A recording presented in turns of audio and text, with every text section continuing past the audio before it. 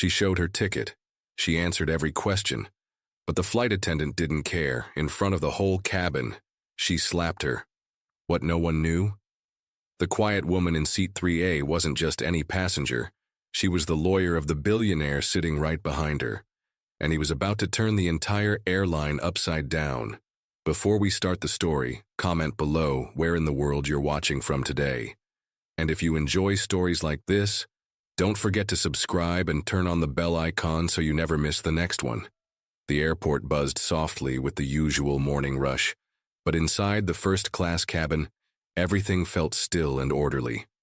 Vanessa Clark stepped aboard, dressed in a crisp gray blazer over a cream blouse, her posture relaxed but precise.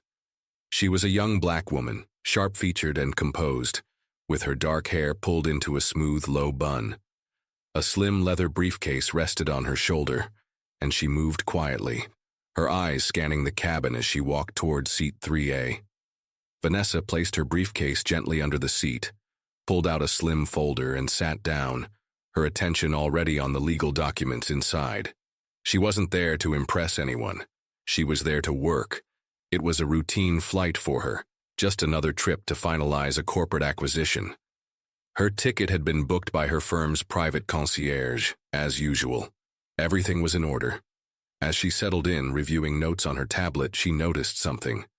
A woman in uniform was staring at her from the aisle. Diana Briggs, the senior flight attendant, stood stiffly with a clipboard in hand, her expression unreadable.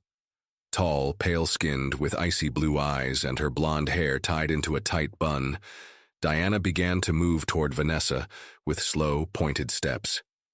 "Excuse me, ma'am," Diana said, her voice edged with something cold. "Are you sure this is your seat?" Vanessa looked up, her tone respectful but firm. "Yes. 3A. She reached into her blazer pocket and handed over her boarding pass without hesitation. Diana took it, barely glancing at it before frowning. "This is a first-class seat," Diana said slowly. "Are you traveling with someone?" "No," Vanessa replied, her voice even. "I'm traveling alone." Diana's eyes narrowed. She returned the boarding pass but didn't step away. "I'll need to see your ID, please." The request drew a small pause. Not because Vanessa had anything to hide, but because she noticed Diana hadn't asked for ID from any of the men seated before her. Still, she kept her cool. She pulled out her ID and handed it over. Diana examined it a little too long, then handed it back. "What's the reason for your travel today?" The question floated out across the cabin. A few heads turned. The men across the aisle began glancing up from their tablets. Vanessa didn't move. "Business," she said simply. The tone shifted then. Diana crossed her arms. "You're being awfully defensive. I'm just doing my job." "I answered all your questions," Vanessa replied, still steady, but her pulse had quickened. "You haven't asked anyone else these things." That's when it happened. Without warning, Diana stepped forward, her hand rising swiftly, and slapped Vanessa across the face. The sound cracked like glass in the silence. Gasps filled the cabin. One woman clutched her chest. Someone dropped a coffee cup. Vanessa sat frozen. Her jaw tightened, but she didn't speak. She didn't flinch. She simply turned her face back toward the aisle, the red imprint of Diana's hand already forming on her cheek. "You were being aggressive," Diana said loudly, her voice almost shaking. "You raised your voice. That's not tolerated in first class." Nobody moved. Nobody said a word. But one row behind Vanessa, a man set down his coffee slowly, his fingers curling around the armrest. He had been quiet since the moment he boarded. Elliot Grant, black, tall, sharply dressed in a charcoal suit and silent behind a pair of reading glasses, lifted his gaze toward Diana. His face remained calm, but his eyes locked onto her like a scope. Elliot was not just any man in first class. He was one of the most powerful private investors on the East Coast. And the woman Diana had just slapped? She was his lawyer. And what was about to happen next? Diana had no idea what she had just started. Vanessa didn't speak for a full minute. The sting on her cheek was hot, but it wasn't the pain that shook her. It was the weight of what had just happened in front of an entire cabin of silent faces. She looked ahead, refusing to give Diana the satisfaction of seeing her shaken. Her fingers, however, trembled slightly as she reached for her tablet, locking the screen with a quiet tap. From behind her, Elliot leaned forward just slightly, enough to speak without raising his voice. "Are you all right?" he asked. Vanessa gave a small nod without turning around. "I'm fine," she said. But that was assault. Elliot's voice was calm, too calm. "I know." He reached into the inside pocket of his blazer and pulled out his phone. His fingers moved quickly, typing with surgical precision. Vanessa's phone buzzed softly in her seat back pocket.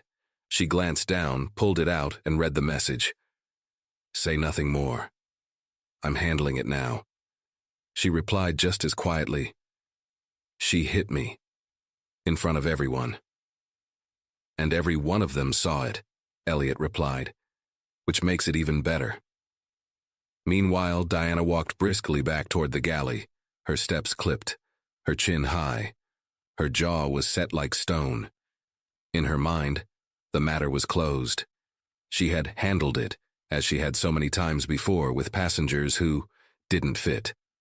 She poured herself a glass of water, hands slightly unsteady, but she still carried the air of someone convinced she was untouchable. Across from her, another flight attendant stood watching silently. Jessica Mills, younger, softer-spoken, and relatively new to the crew, hesitated before speaking. "Did she actually raise her voice?" Jessica asked. Diana didn't look up. She was confrontational. I don't care how calm she looked. She had attitude. I've flown long enough to recognize that. Jessica said nothing, but her eyes lingered on Diana a moment longer than usual.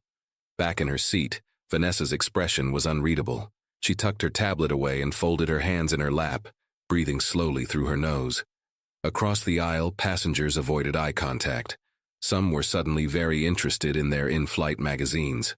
One man, older with gray hair and a Rolex, looked like he wanted to say something, then thought better of it.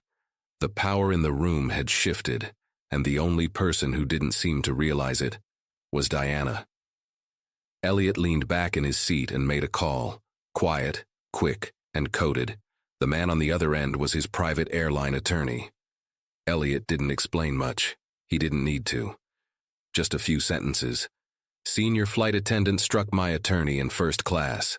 I want ground intervention arranged immediately. And notify the board." He hung up, slid the phone into his coat, and adjusted his cuffs like nothing had happened. Vanessa took another deep breath. "This isn't over." Elliot didn't answer, because he already knew it wasn't. Diana returned to the cabin 15 minutes later, her face composed, her posture stiff, carrying a tray of drinks like nothing had happened. The tension in the air was heavy, but she acted as if it didn't exist. She stopped at row 1, offering a forced smile to a passenger who barely nodded back. Her eyes flicked briefly toward Vanessa's seat, but she didn't stop. She continued down the aisle, skipping row 3 entirely. Vanessa didn't acknowledge her either. She sat straight-backed, hands folded over her briefcase. Her cheek still carried a faint pink mark, but her expression was calm, detached. Too calm. Passengers around them noticed the silence. It was the kind of silence that made people uncomfortable, made them glance over shoulders and whisper behind napkins. No one dared say what they saw, but the truth sat between every row, unspoken and undeniable. In the galley, Jessica watched Diana set down the empty tray with a little more force than necessary. "You should report it yourself," Jessica said under her breath. Diana shot her a glare. "Report what? She caused a scene. I kept it under control." Jessica hesitated. "But you hit her." "It was a warning tap," Diana snapped. "Nothing serious." Jessica looked away, swallowing her thoughts. Far above the cabin, in the cockpit, the first officer glanced at the captain who had just ended a phone call from ground operations. "Was that from HQ?" the first officer asked. The captain nodded. "Yeah, executive alert, passenger in seat 3A. Situation on board, legal counsel to Elliot Grant." The name alone made the first officer sit up straighter. "The Elliot Grant?" "Yep, and guess what? The captain raised an eyebrow. She got slapped. By a flight attendant. There was a long pause. And Mr. Grant's response? The captain's lips thinned. He's already activated the legal response team. He's flying quiet, but not passive. The intercom beeped twice. Can you send Diana Briggs to the cockpit? The captain said calmly, speaking into the cabin line. Immediately. Back in the cabin, Diana froze as the call echoed from the overhead speakers. Passengers looked up. She adjusted her jacket quickly and made her way to the front. Her walk was a little less steady now. As she stepped inside the cockpit and closed the door, the captain turned in his seat. Ms. Briggs, I need a clear explanation of what happened in 3A. Diana opened her mouth, but the captain cut her off with a raised hand. This isn't a casual check-in. We've received direct instructions from the executive office. Mr. Grant is on board. You laid hands on his attorney. I didn't know who she was, Diana replied, her voice defensive now. She was confrontational. I was trying to maintain order. Did you verify her ticket? The captain asked. Yes. Did she disobey any orders? Diana paused. No, but did she physically threaten you in any way? Silence. No, Diana admitted. The captain leaned back slowly. You're to return to her seat and apologize, in front of everyone, and when this flight lands, you're to remain on board until security arrives. But, she began. That's not a request, the captain said, his voice hardening. That's a directive from the top. Diana stood frozen. Her world, just minutes ago so controlled, was starting to fall apart, and she had no idea how much further it would drop. Diana stepped out of the cockpit like someone walking into a courtroom. Her steps were slower now, each one heavier than the last. The passengers didn't speak, but their eyes followed her. The calm confidence she once carried had started to crack, and the tension was thick enough to choke on. She reached row 3 and stopped. Vanessa looked up. So did Elliot. Diana lowered herself slightly, crouching down to be at eye level. Her voice was softer now, but not steady. Ms. Clark, she began, forcing a smile that didn't reach her eyes. There's been a misunderstanding. I want to apologize for the earlier incident. It wasn't my intention to make you feel. Vanessa raised one hand gently. No, she said. Don't reframe it. You hit me. A few passengers nearby turned slightly in their seats. They were listening. Diana blinked. I admit I may have overreacted, but I was trying to keep things from escalating. Vanessa's voice was calm but clear. I had a ticket. I had ID. I answered every question. And then, you slapped me in front of a cabin full of people. Diana's eyes darted around, looking for support that didn't come. Even Jessica, standing near the galley, looked away. You're right, Diana said quietly. I made a mistake in judgment. No, Vanessa replied. You made an assumption. That's not a mistake. That's a decision. The silence spread again, and this time it was uncomfortable for everyone, not just Diana. Elliot leaned forward slightly. Miss Briggs, would you agree this apology is public? Diana hesitated. Yes. Yes, it is. Elliot nodded once. Then sat back again, saying nothing more. Vanessa didn't smile. She didn't nod. She simply said, Then I expect it to stay on record. Diana stood up, her cheeks burning, and hurried back toward the front, her mind spinning. She had expected a scene. She hadn't expected silence to feel so loud. Back in the galley, she leaned against the counter and exhaled shakily. Jessica watched her, arms crossed. They didn't raise their voices, Jessica said. You did. Diana didn't reply, because there was nothing left to say, and for the first time in her career she felt what it was like to be powerless in her own cabin. Vanessa turned her face back toward the window, but her reflection in the glass showed more than the outside clouds. It showed strength holding itself steady. She wasn't shaken anymore, just still, composed.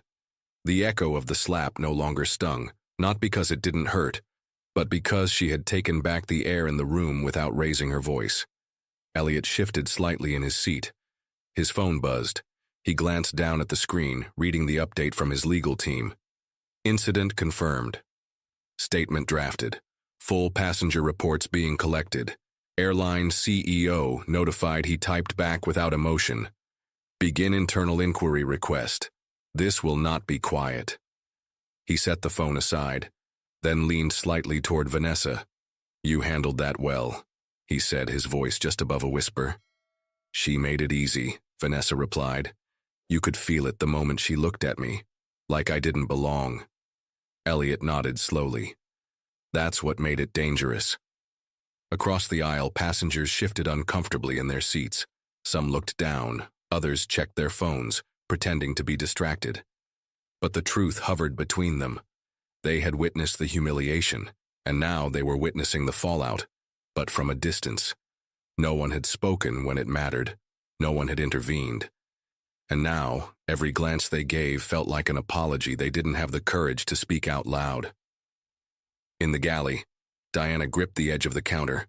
Her breath was uneven. Her mind raced. She had been flying for over 13 years, built a reputation for order, for discipline, but in one moment, one slap, she had flipped the entire flight upside down. Jessica stood nearby, slowly stirring a cup of tea she didn't really want. You know they're going to write statements, she said quietly. Diana didn't look at her. I already gave mine. Jessica tilted her head. Did yours include the part where you slapped her for answering a question? Diana turned sharply. You think I wanted this to happen? Jessica didn't flinch. I think you thought she was someone you could get away with hitting. Silence. Diana looked down at her hands. Her fingers trembled. Back in row 3, Vanessa unlocked her phone. A message from the firm partner had come in. We've been informed. CEO has called Elliot directly. PR crisis team is preparing an internal report. She looked at Elliot. He raised one eyebrow, calmly. She's not getting off this flight the same way she came on, Vanessa said quietly. No, Elliot replied, and neither is this airline. The seatbelt sign chimed above them, but inside the cabin, the pressure wasn't just from the altitude. It was the weight of what came next. The aircraft cruised steadily above the clouds, but inside the cabin nothing felt smooth. The tension that had once been focused on one moment now stretched across the entire flight. The air was heavier. Conversations were quiet, eyes more cautious, movements more restrained. Diana didn't return to row 3 again. She stayed mostly hidden in the galley, stepping out only when absolutely necessary, and even then, her steps lacked the authority they once had. Vanessa sat motionless, her legs crossed neatly, tablet untouched, her hands resting lightly in her lap. Her mind, however, was anything but still. She had replayed the moment again and again, not just the slap, but the build-up, the disbelief in Diana's face, the entitlement in her tone. It wasn't just about her being struck. It was about everything behind it. Everything Diana had decided about her in a matter of seconds. Elliot remained composed, the image of restraint. But beneath that stillness was calculation.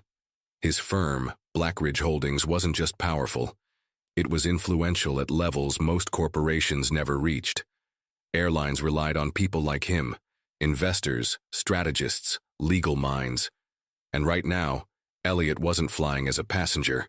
He was flying as a man who had just watched his top legal advisor get assaulted by someone hired to serve them both.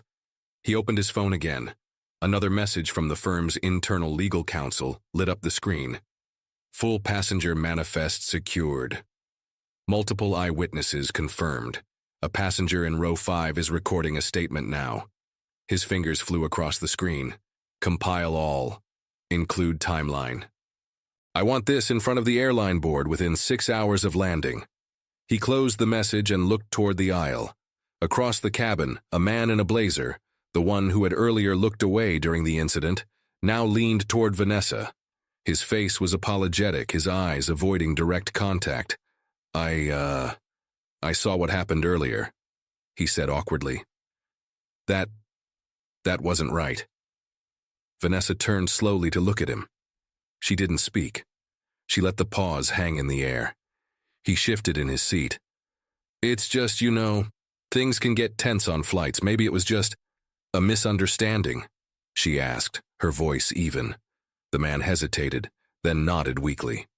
Yeah, maybe. Vanessa held his gaze. Did she ask for your ID? No, he admitted.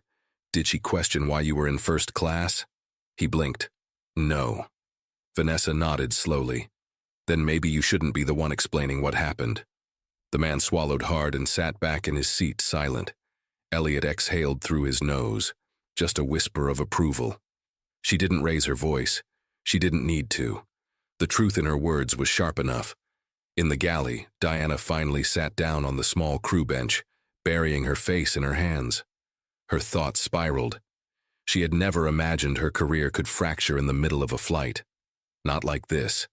Not over something that, in her mind, had once been routine. She had been the one who made decisions, controlled the atmosphere, enforced the standards. Now, she was waiting to be told what came next. Jessica sat across from her, silent. For a while, neither of them said anything. Then Jessica finally spoke. You picked the wrong one today. Diana looked up. What's that supposed to mean? She's not going to cry in the lavatory, Jessica said. She's not going to post a video for sympathy. She's not going to cause a scene. Diana frowned. She's going to change the story, Jessica finished. That's the kind of woman you slapped. The words hit harder than Diana expected. She slouched back, her fingers digging into her palms, but she didn't respond. In row 3, Vanessa checked her phone. Another message had come through. CEO wants a private call with you after landing. He's furious. Stand by for gateside protocol. She showed the screen to Elliot. He read it, nodded once, then said quietly, Good. He turned his head just enough to glance toward the front of the plane. Because the next time Diana came down that aisle, it wouldn't be for service. It would be for accountability. The cabin lights dimmed slightly as the plane began its gentle descent toward the final hour of flight. Tray tables clinked shut, blankets folded, drinks were cleared. But despite the quiet rituals of a long-haul journey winding down, the atmosphere remained tense. Most of the passengers were still pretending to be absorbed in their books or screens, but everyone was aware that something serious had happened. Something that wasn't going away with just an apology. Vanessa remained composed, her eyes fixed on the clouds outside the window. But beneath that calm, her mind was razor-sharp. She wasn't just a lawyer. She was a strategist. And right now, she was mentally building a case. Every moment since boarding had left a trail of evidence. Passenger reactions, crew behavior, recorded messages, the silent complicity of those who said nothing. She remembered faces, remembered who looked away, remembered who stared. Elliot turned slightly in his seat, his voice low but firm. They're planning damage control. That call from the CEO isn't just an apology. It's a containment move. Vanessa nodded. Of course. They know this isn't just a headline, it's a liability. Not just that, Elliot said. It's personal now. I've worked with these people. I've sat in boardrooms with half the executives who sign off on cabin training. If this hits the media before we land, they'll scramble. Vanessa gave a faint smile. Then maybe we don't give them time to scramble. At the front of the aircraft, Diana stood at the galley counter, staring blankly at the service schedule. She wasn't reading it. Her thoughts had drifted far from snacks and passenger requests. Her hands shook just slightly as she smoothed the front of her uniform. She had spent years building herself into the ideal crew member. Efficient, respected, a little feared by junior staff. But this time, authority hadn't protected her, and respect had evaporated the moment the captain used the words, executive directive. Jessica broke the silence behind her. They're watching you, she said softly. Diana turned. What? The passengers, the crew, everyone. They're not looking at Elliot anymore. They're looking at you, wondering what you're going to do next, wondering if you even know what you've done. Diana opened her mouth to argue, but no words came. She had always believed that her instincts were right, that she could read people, that she knew who belonged where. But for the first time, she had acted on a bias so strong, it had stripped her of reason. Back in row 3, Vanessa's phone vibrated again. She glanced down and opened the message from her firm's senior partner. "Media team is prepped. We'll hold back release for 1 hour post-landing unless instructed. Security protocol has been activated at the gate." She showed it to Elliot. He read it and gave a quiet nod. Then he leaned forward, hands steepled. "When we land, you speak first." Vanessa looked at him surprised. "You don't want to lead?" "No," he replied. "You're the one they underestimated. Let them hear your voice." Her eyes met his, and for a long second, neither of them said a word. Across the aisle, a woman in business attire suddenly turned to Vanessa. I'm sorry," she said, voice shaky, "for not saying something. I saw what happened. I was shocked." Vanessa studied her. "Why didn't you speak up?" The woman's face flushed. "I don't know. I thought someone else would." Vanessa didn't offer forgiveness. She didn't smile. She simply said, "That's the problem." The woman nodded, then looked away, guilt settling across her shoulders. The captain's voice crackled through the intercom. "Ladies and gentlemen, we'll begin our descent shortly. Please ensure your seatbelts are fastened and seats are in their upright positions. Cabin crew, prepare for landing." Diana stepped forward to make her way through the cabin. Her hands trembled slightly as she reached for the intercom to repeat the safety reminder. But her voice caught before she could speak. Her throat tightened. For a split second, she saw Vanessa's face again in her mind. Not angry, not crying, not hysterical, just steady. She lowered the intercom and backed away from the aisle. She couldn't face her. Not yet. Jessica took the handset instead and calmly issued the announcement. Diana stood still, frozen in place, wondering not just what would happen when the wheels hit the runway, but what would be waiting for her the moment that door opened. The nose of the aircraft tilted ever so slightly as the captain began his final descent. The clouds outside the windows turned golden with the late afternoon sun, casting soft light across the cabin. But inside, no one was relaxed. Not really. The plane was quiet, unnaturally so. There was no chatter, no laughter, no casual conversation about connecting flights or vacation plans. Even the flight attendants moved more carefully now, aware that every gesture was being watched. Vanessa remained upright in her seat, seatbelt fastened, her arms resting gently on the armrests. Her eyes weren't on her phone anymore. They were scanning the aisle, reading the mood, sensing the shift. Everyone could feel it, even those who didn't fully understand what had unfolded. They could sense that something had gone wrong, and that someone important had been wronged. Elliot, seated beside her, had already received confirmation from ground operations. A security detail would be waiting at the gate, not for protection, but for action. His legal team would be there too. Statements would be taken.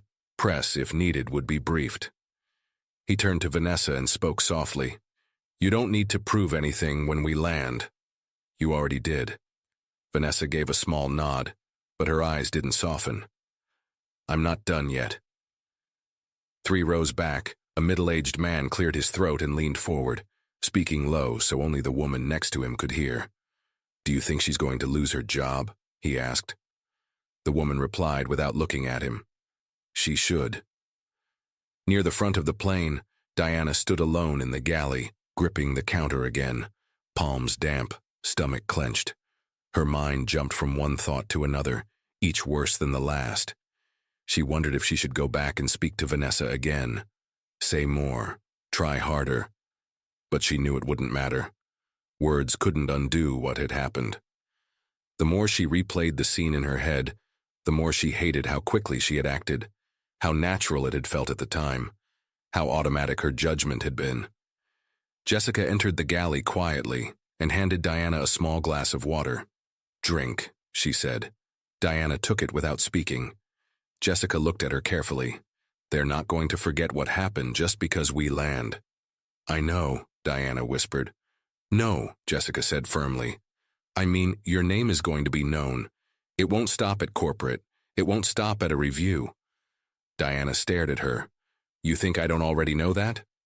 Jessica looked back at her evenly. Then stop pretending like you're the victim. The words cut deeper than anything the passengers had said, and Diana didn't respond. In row 3, Vanessa reached for her phone again. Another message from her firm's media advisor. Situation trending internally. PR holding statements on standby. Confirm when you're off the aircraft. She placed the phone face down on her tray table. It didn't matter if the world knew immediately or 10 minutes later. The damage was done. Not just to her, but to the company, to the culture that allowed people like Diana to act with confidence, knowing the uniform would protect them. Elliot checked his watch. 10 minutes, he said. You good? Vanessa took a breath. I'm more than good. The captain came back over the intercom. Cabin crew, take your seats for landing. The hum of the engines lowered. The plane began to dip more steeply now. Window views shifted from clouds to city lights in the distance. Diana slowly took her jump seat and clipped in. Her hands rested on her knees, knuckles white. Jessica sat across from her and didn't speak. As the landing gear extended and the runway approached, Vanessa didn't look out the window. She looked forward, toward the front of the cabin, because that was where it would all begin. The wheels of the plane touched the runway with a soft thud, the cabin jolting slightly before smoothing into a steady glide. A few passengers instinctively exhaled, the way people often did after a long flight. But this time, it wasn't relief they felt. It was anticipation. Something about the landing didn't mark the end of the journey. It felt like a transition, an entry point into consequences, into accountability. No one said it out loud, but nearly everyone knew that whatever happened in the air wasn't staying there. The plane taxied slowly toward the gate. The seatbelt signs remained lit, the voice of the captain calm as ever. Ladies and gentlemen, welcome. The local time is 4:15 p.m. Please remain seated with your seatbelts fastened until we reach the gate and the sign is turned off. On behalf of our crew, thank you for flying with us. Vanessa sat motionless, hands resting on her knees, spine straight. Her phone buzzed again, and this time she picked it up immediately. The screen lit up with a new message from the firm's crisis manager. Gate team in position. Security confirmed.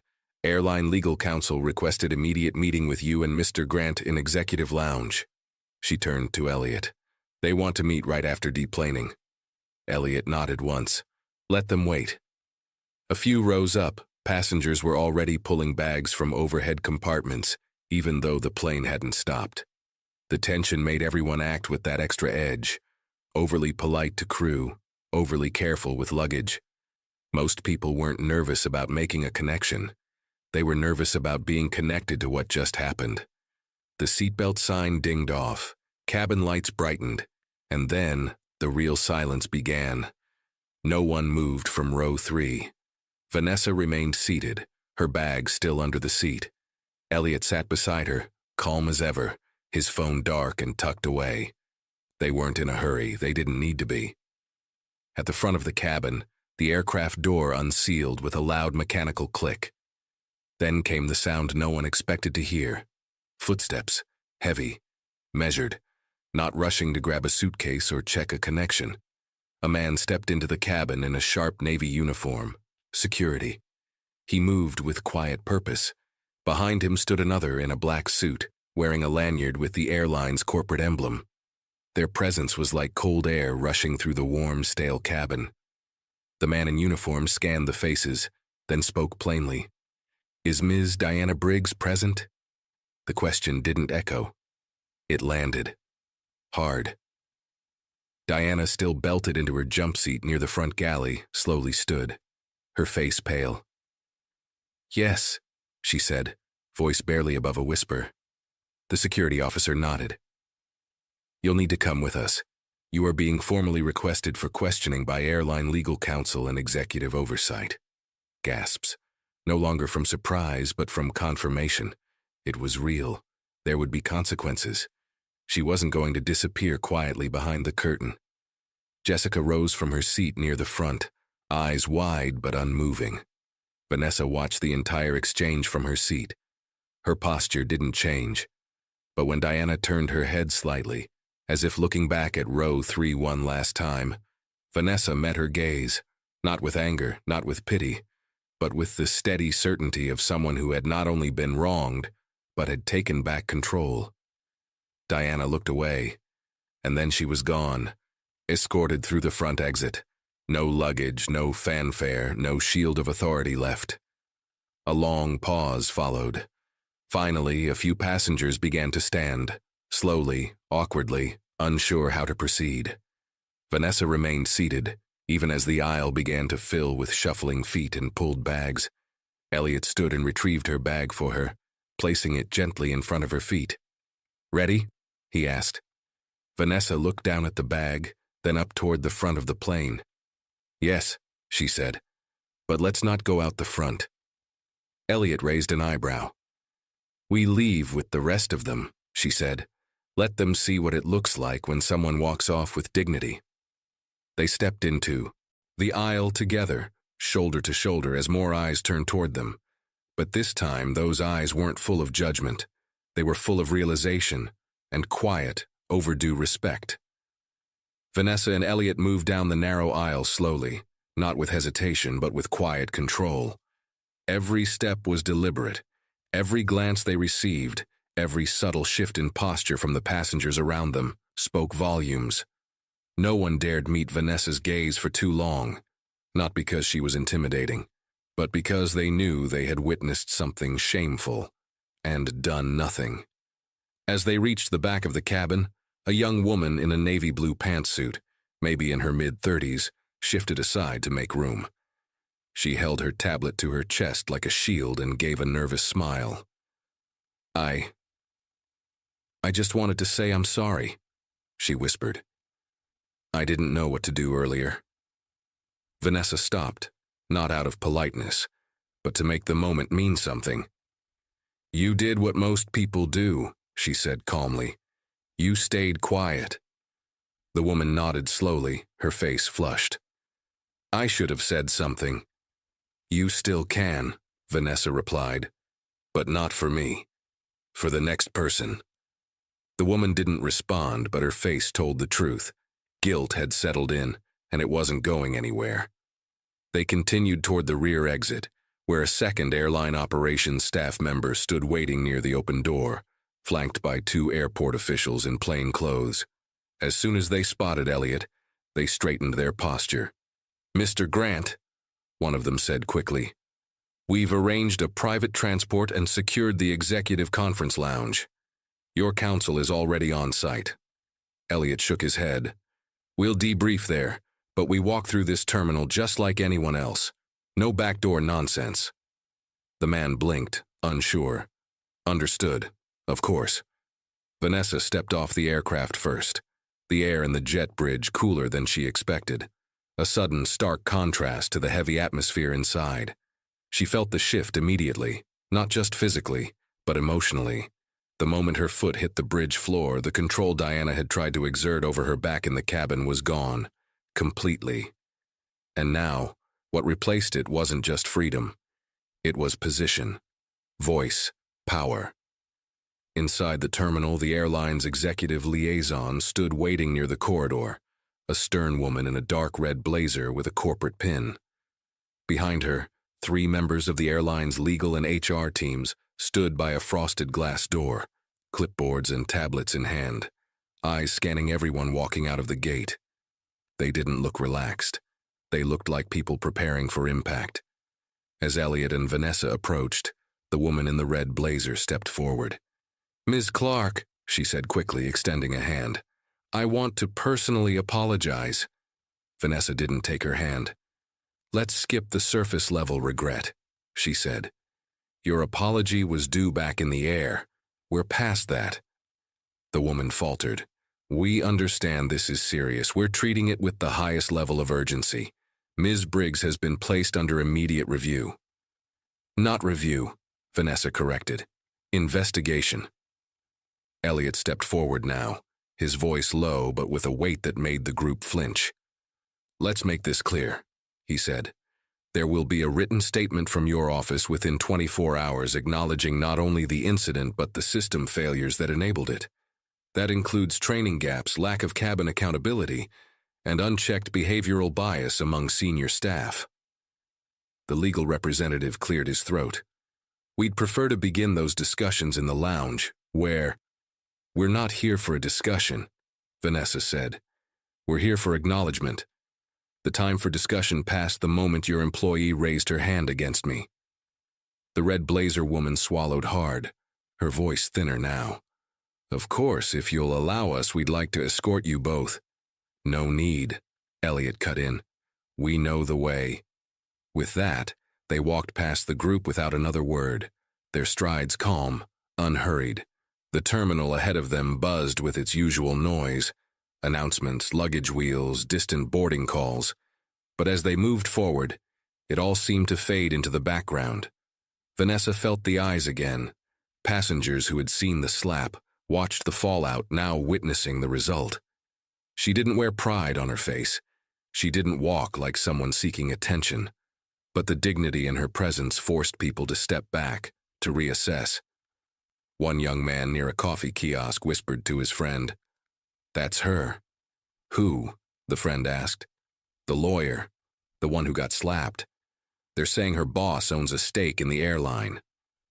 Damn, and she didn't even flinch. Vanessa heard none of it. She was focused ahead. As they approached the glass doors of the executive wing, Vanessa paused and turned to Elliot. "I don't want her just suspended," she said. "I want it written into policy that no crew member lays a hand on a passenger without investigation and third-party review. I want that on record." Elliot nodded. "It will be." "And after that," she said, her voice sharp with clarity, "I want to walk through this airport again one day and not have to wonder if I'll be treated like I don't belong." Elliot looked her in the eye. "You just made sure that one day comes a lot sooner." The glass doors opened and they stepped inside. But this wasn't the end. It was only the beginning of everything that would follow. Inside the executive conference suite, the air was polished. Sterile walls, soft overhead lighting, high-end leather chairs arranged around a long oak table, bottled water lined up neatly along the center. But despite the luxury, the atmosphere was cold, formal, tense. As Vanessa and Elliot stepped in, 5 members of the airline's senior leadership team stood waiting. 3 of them she recognized from past legal negotiations. One was the company's legal affairs director, the other, the chief operating officer. And seated at the head of the table, arms folded, expression unreadable, was the airline's chief executive officer, Russell Langley. Russell rose to greet them, offering his hand. Vanessa didn't take it. "Ms. Clark, Mr. Grant," he began, voice careful, diplomatic. "Thank you for agreeing to meet on short notice.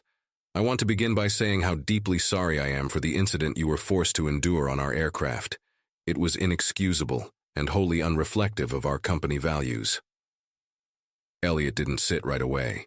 He stood behind Vanessa's chair, his silence a statement of its own. "I don't need your values," Vanessa said evenly. "I need your accountability." Russell's smile dropped. He nodded slightly, gesturing for everyone to take their seats. They did. A woman from the legal department opened a folder and slid it across to Vanessa. "This is a formal letter of apology, approved by our board, along with a preliminary outline of our internal investigation into Ms. Briggs's conduct. She has been removed from duty and placed on indefinite suspension pending outcome." Vanessa didn't touch the letter. "I'd like to know when that investigation began," she asked. There was a pause. "About 20 minutes after your arrival was confirmed," the COO said. "So, after she was escorted off the aircraft," Vanessa clarified. "Yes," the woman replied. Vanessa's gaze was sharp. "Not when she slapped me, not when passengers saw it, not when she lied about it in front of them. Only after it reached your internal channels." Russell leaned forward. "That's unfortunately true, and we regret that delay. We are now fully mobilizing all necessary procedures." Vanessa cut in. I've been a corporate attorney long enough to know what happens when a company says we regret the delay. It means you waited to see how bad the fallout would be before taking action. The room went silent again. Elliot finally spoke. Let's not waste time with performance apologies. We're here because your airline made a choice, a cultural one, and we're not just talking about a slap. We're talking about unchecked authority that allowed it to happen. Russell sat back, his jaw tight. Vanessa folded her arms. She didn't doubt my ticket. She didn't question my ID. She questioned my presence. That's not training failure. That's system failure. The head of HR leaned forward, voice cautious. We understand the gravity. That's why we're already preparing mandatory training revisions, anonymous reporting enhancements, and a formal commitment to external audits of in-flight conduct for all cabin crew. Start with this, Vanessa said, placing her phone on the table and pressing play. The room fell into stillness as the audio began. A quiet recording, captured by a passenger in row 5, of Diana's voice speaking to Jessica in the galley. Clear, cold. She didn't look like a first-class passenger, probably a system glitch, or she got the ticket from someone who didn't know better. The voices of a few passengers reacting faintly in the background could be heard, the disgust, the awkward laughter.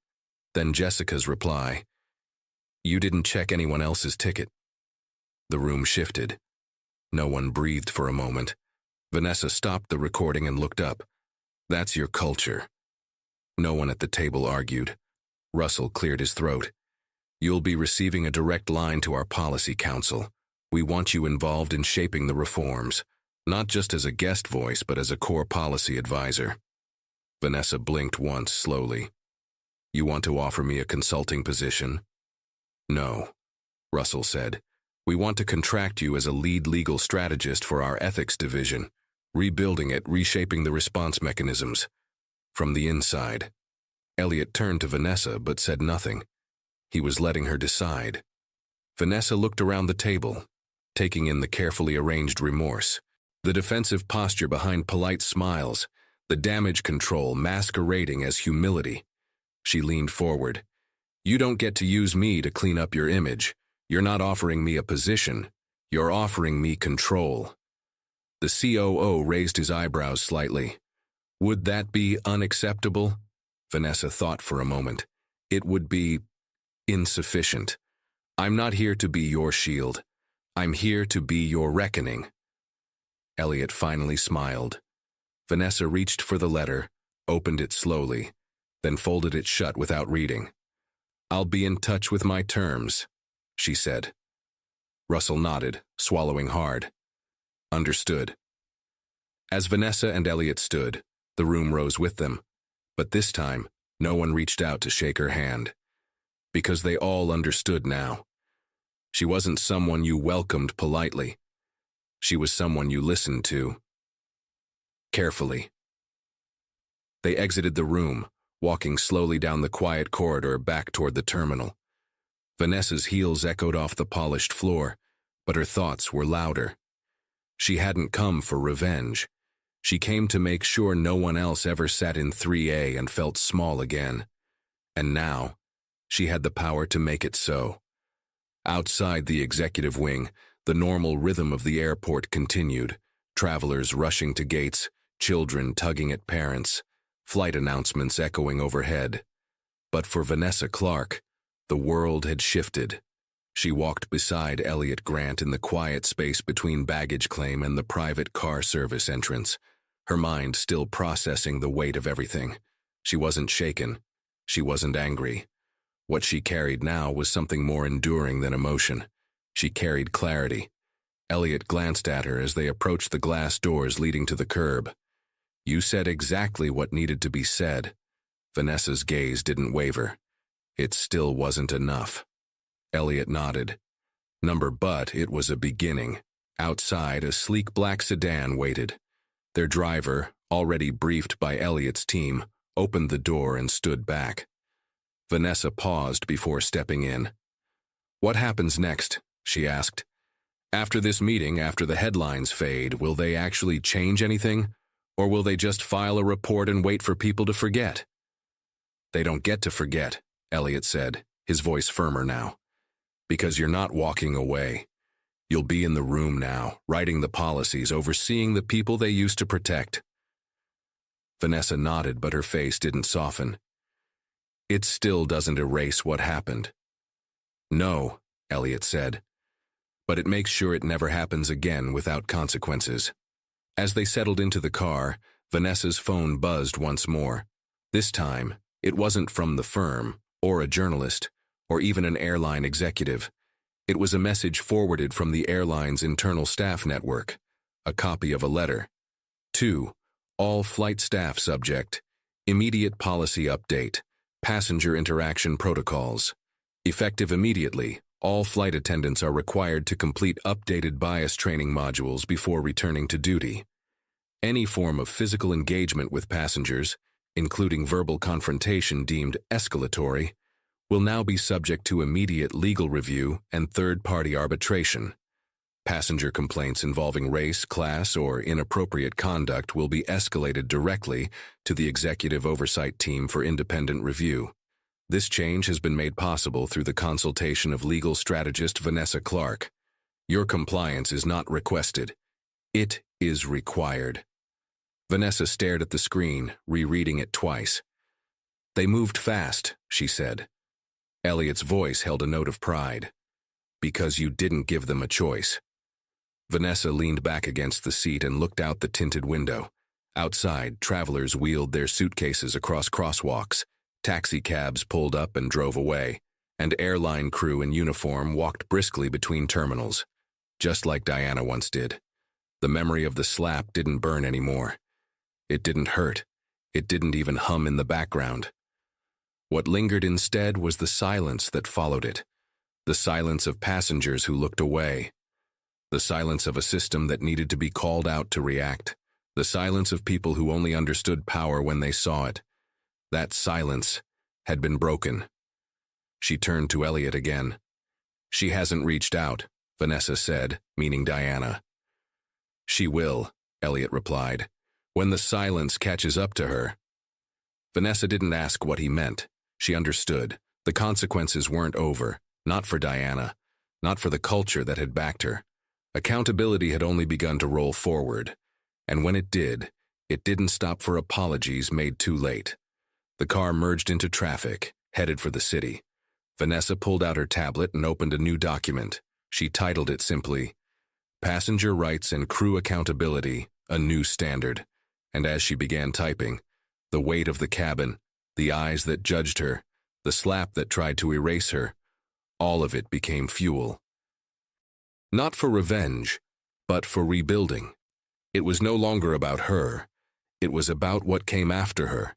Because systems only change when someone refuses to let them recover too quickly.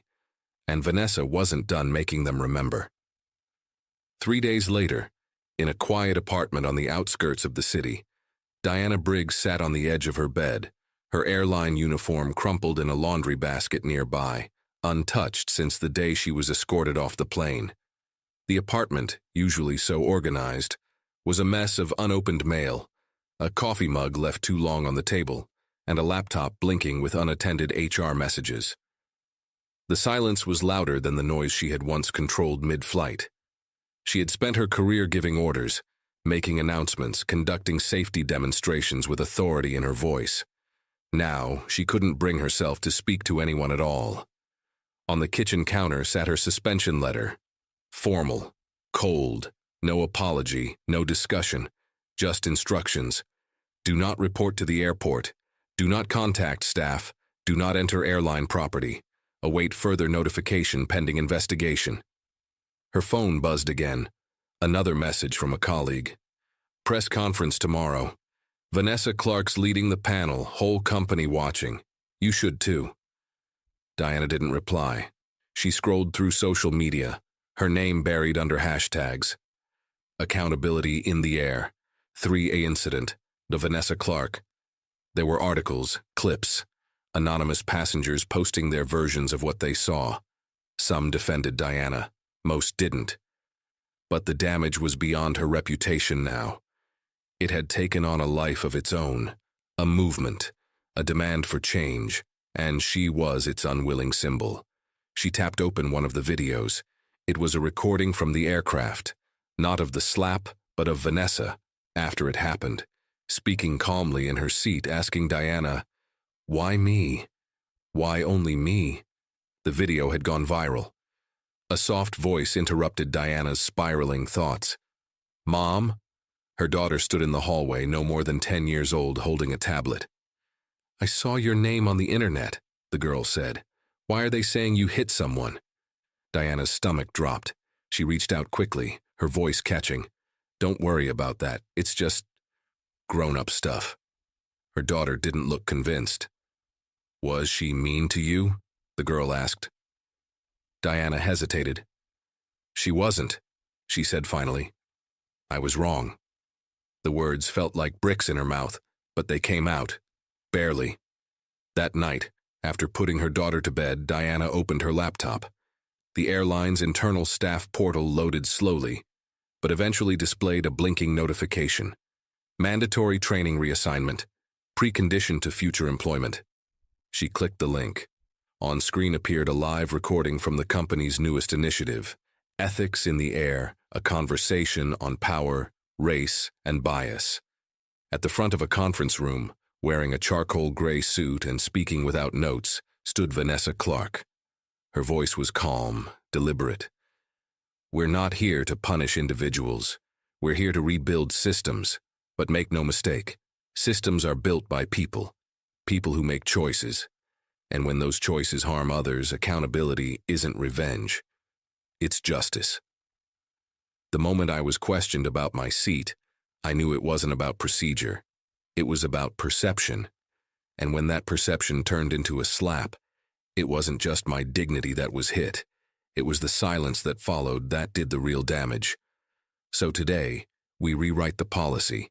Today, we stop giving silence permission. Diana leaned back, the words settling into her like cold water down her spine.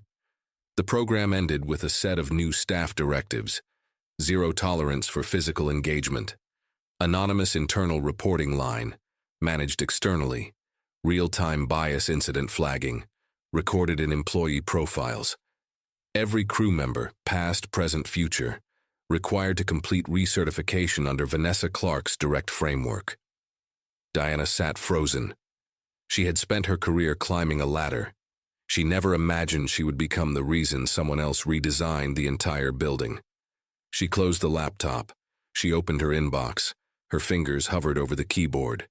Finally, she began to type. To Vanessa Clark. Subject, I know it's late. I don't expect a reply. I'm not writing to defend myself. I'm not writing for forgiveness. I'm writing because my daughter asked me if the woman I hit was mean to me. And I couldn't lie. You weren't. I was wrong. I saw you, judged you, silenced you, and you never raised your voice. You stood taller by staying seated than I ever did standing in uniform. I don't deserve your understanding, but I wanted you to hear it from me before anyone else says it for me.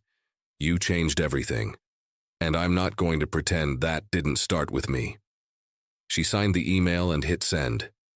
She sat in the dark, not expecting closure. But maybe, just maybe, taking responsibility was the only place she could start to rebuild from, because even silence had a cost. And now, she finally understood who had paid for it. The morning of the press conference arrived with a sharpness in the air. One of those days where everything feels different before anything has even begun.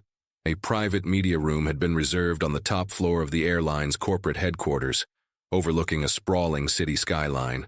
It wasn't the usual location for public statements, but this wasn't the usual kind of announcement. Cameras were already lined up, reporters seated in tight rows, executives standing at the back, silent and stiff. At the front stood a simple podium bearing the airline's logo. But this time, the audience wasn't waiting for a brand to speak. They were waiting for a woman. Vanessa Clark stepped into the room, wearing a fitted black suit and low heels, no jewelry except a small silver watch. She didn't smile. She didn't greet anyone. She walked directly to the podium and stood still for a moment, letting the weight of the silence settle. She didn't need a script. She didn't need permission. She spoke. 3 days ago, I was humiliated in front of a cabin full of passengers. I was slapped by someone who wore a uniform meant to represent trust. I was questioned, not because of what I said or how I behaved, but because of what I looked like and where I was sitting. And while the airline has issued apologies, made statements, and offered me a role in shaping future policy, I want to be clear, I'm not here to be your face of progress. I'm here to be your mirror. A flicker ran through the room. No one dared move. This isn't about one flight. This isn't about one slap. This is about the thousands of moments that happen every day, quiet ones, unseen, when someone is made to feel like they don't belong. Because of their name, because of their skin, because of someone else's assumption of who has the right to exist in certain spaces. Behind her, monitors lit up with bold text. Passenger Rights Initiative Inclusive Service Policy. Phase 1. Vanessa continued. The policies I've helped author won't just sit in an employee handbook. They will be enforced with consequence. Flight crews will no longer have unchecked authority to silence passengers based on bias. Every complaint involving discrimination will be reviewed externally. Every act of misconduct, no matter how small, will be recorded and tracked. Because what gets ignored gets repeated. And I refuse to let that happen again. A single camera clicked. I didn't ask for this role. I didn't ask to be made into a headline. But if I've been placed in this spotlight, I'll use it. Not to be celebrated, but to hold every door open for those who come behind me. A pause. Her voice lowered slightly, but the weight in her words only grew stronger. Diana Briggs thought she was correcting a mistake when she asked me to leave my seat. But the mistake wasn't mine, and it never was. Vanessa stepped back. She didn't wait for applause. She didn't expect it. She left the podium the way she had entered it, direct, composed, purposeful. Outside the building, a crowd had gathered. Activists, advocates, former airline passengers holding signs that read things like, I was 3A2. Service, not suspicion. She changed the rules. Vanessa stepped outside into the crowd. A few people clapped. Some just watched in silence, eyes full of quiet respect. She spotted one woman near the back, early 40s, dressed plainly, standing still. Her eyes met Vanessa's and held there. It was Diana. No uniform, no badge, just a former authority figure stripped of title and control. Vanessa didn't approach. She didn't nod. She simply turned away and continued walking, leaving Diana exactly where she needed to be, behind her. Later that evening, Vanessa returned to her apartment, a quiet place filled with soft lamplight and the faint hum of the city outside. Her phone buzzed and she reached for it, half expecting another media request or message from the board. But it was something else, a forwarded internal memo from Airline CEO Russell Langley to all airline staff. Subject, a new standard. We no longer operate in the world we used to. After what occurred on Flight 727, we have been forced to confront truths about our system that many of us ignored for far too long. There will be no going back. Going forward, our culture will be measured not by how we serve the privileged, but how we protect the dignity of every human being on board. We owe that not just to Vanessa Clark, but to everyone who was ever silenced, dismissed, or made to feel like less. Change isn't a slogan, it's a system, and we've just begun rebuilding ours. Vanessa set the phone down and stood by the window, watching the city breathe beneath her. She had started this week being questioned for sitting in a seat she earned. She was ending it rewriting the rules for who gets to sit where, and why they should never be questioned again. And this time, no one would dare ask if she belonged. They would know. A week had passed since the incident that sparked a national conversation, yet the ripples hadn't stopped moving. The media had latched onto the story, not because it was rare, but because it was raw, unfiltered, a quiet confrontation that had exposed a loud truth. Editorials poured in. Think pieces dissected every angle. News anchors replayed Vanessa Clark's speech at the press conference, line by line. The phrase, "I'm not here to be your face of progress, I'm here to be your mirror," had become a headline, a quote, a movement. But Vanessa didn't let herself be swept up in the noise. She returned to work quietly, refusing interviews, turning down spotlight appearances, and choosing instead to focus on what she had always done best, building systems that protect the people inside them. This time, her work wasn't buried in conference rooms. It was public, transparent. Every policy drafted was published on a news section of the airline's website, every update signed by her name. Clark Policy Standard, Passenger Protection and Crew Accountability Charter Live. Active, legally binding. She didn't want credit. She wanted enforcement. At her firm's headquarters, she had been promoted without ceremony to Senior Ethics Counsel. Not because of the press, but because Elliot had demanded it. "If we don't elevate the people who actually fix things," he told the board, "then we're no better than the ones who let it happen in the first place." Still, despite the momentum, Vanessa remained grounded. Her days were long, her inbox full, her calendar packed with policy reviews, staff briefings, and internal oversight meetings. Yet each evening as she left the office, she walked with the same quiet calm she carried the day Diana had tried to erase her dignity. But the world around her now moved differently. One Thursday afternoon, she was at the airport again.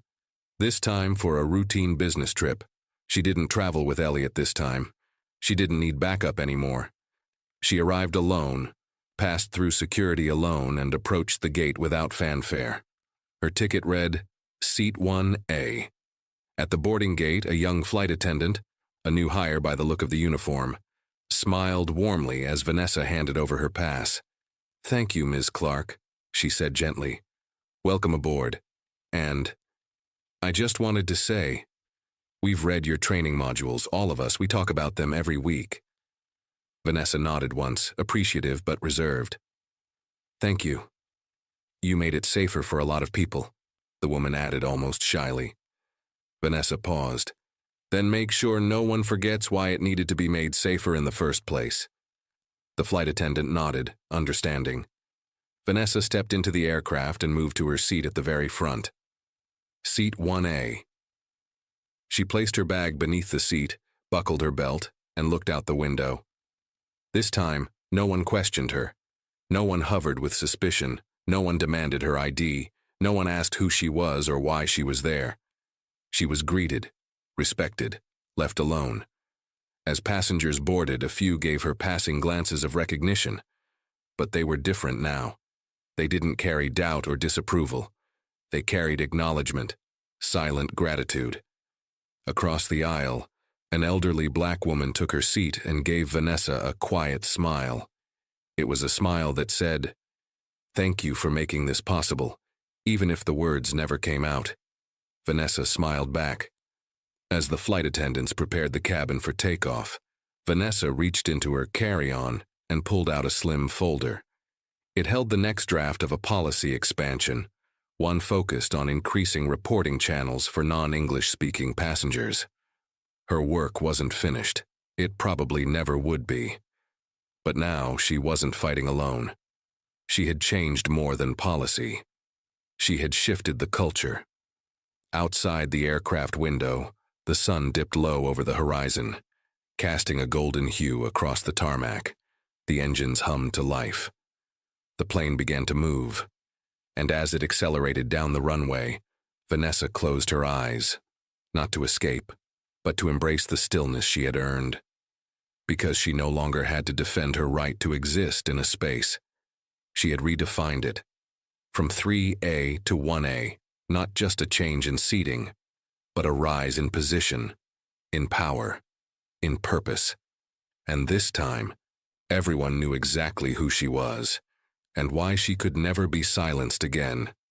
If this story moved you, make sure to like this video, share your thoughts in the comments, and subscribe to the channel for more powerful stories coming soon. Your support